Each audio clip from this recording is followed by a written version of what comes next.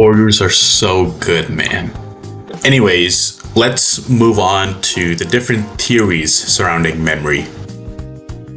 So first, of course, we start with the multi-store memory model, first developed by Atkinson and Shiffrin in 1968.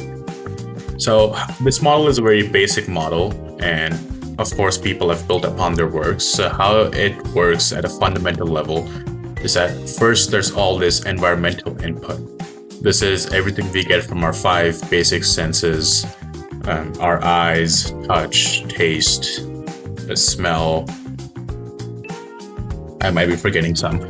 Point is that this is called sensory memory. It doesn't last very long, about 2 seconds almost. And usually most of the time it's forgotten very easily. But here's the thing.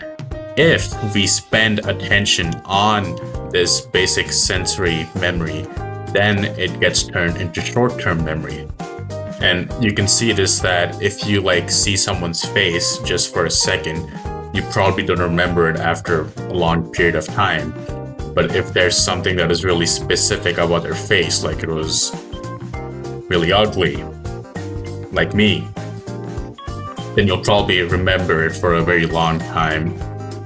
Not very long time, but yeah, that's when it becomes into short-term memory. And it can still be forgotten, of course, if you don't pay enough attention to it. But if you keep rehearsing that memory over and over again, if you keep thinking about my ugly face over and over again, then it can get converted into long-term memory. And long-term memory are those really deep core memories that you remember for years and decades to come. And they can, of course, still be forgotten if you don't rehearse it. But then whenever you want to actually remember these, then you retrieve those long-term memories that are stored in your brain, and then you just remember them again. And that's how the multi-store memory model works. And then we have the working memory model proposed by Batley and Hitch in 1974. So this is very similar to our previous model, but the only main way that it is different from the other one is that it treats memory not just as items just to be stored, but rather memory is something that is actively being processed. So again, we have our input, and that is our sensory memory that when we pay attention to it, starts getting converted into short-term memory. But the working memory model proposes that even when it's sort of in this sort of short-term memory, it's being actively processed. And this is the central executive, and this sort of acts like a task manager for all memories within the working memory model. You have the phonological loop, which holds the auditory information that is controlled by the central executive. And then you have the visual, oh my god.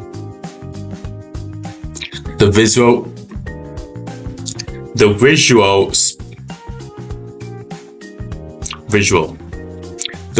spatial sketchpad, which then holds and processes the memory for objects and their relation to space. And then, as usual, eventually it can also be converted to long-term memory. And then finally, we have levels of processing model of memory. So this is much different than the other models that we've looked at. This tries to see what you're actually doing with that information and how that affects memory, and subsequently how that affects the retrieval of memory. So first we have structural, and this is just going by what the thing looks like. So when I see the word shallow, I could just see a bunch of symbols and that's it. Like if I didn't know English, that's all I would see, a bunch of symbols.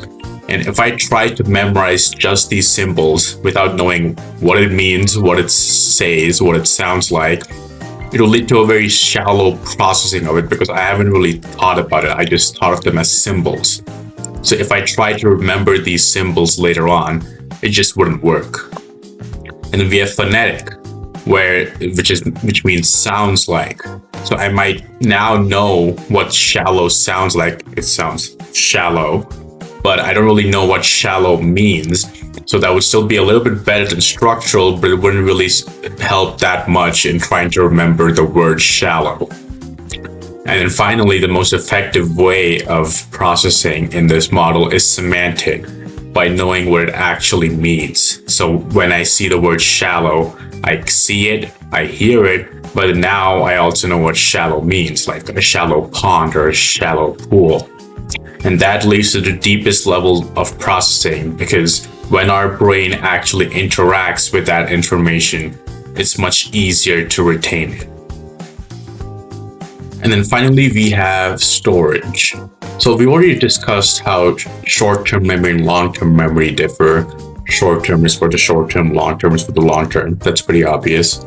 Dummy.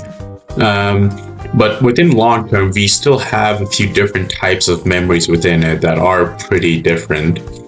So first we have explicit declarative memory, and then implicit non-declarative memory. The difference between these two is that explicit memories requires conscious recall, where you have to actively think to be able to recall that memory.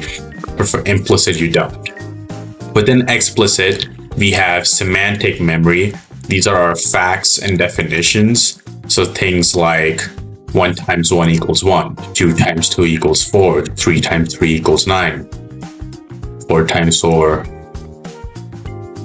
whatever. And then we have episodic memories. These are our actual lived-in experience in the world, such as going to Disneyland or...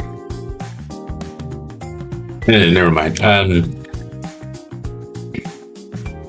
Getting stuck in a house and people turn the lights. Never mind.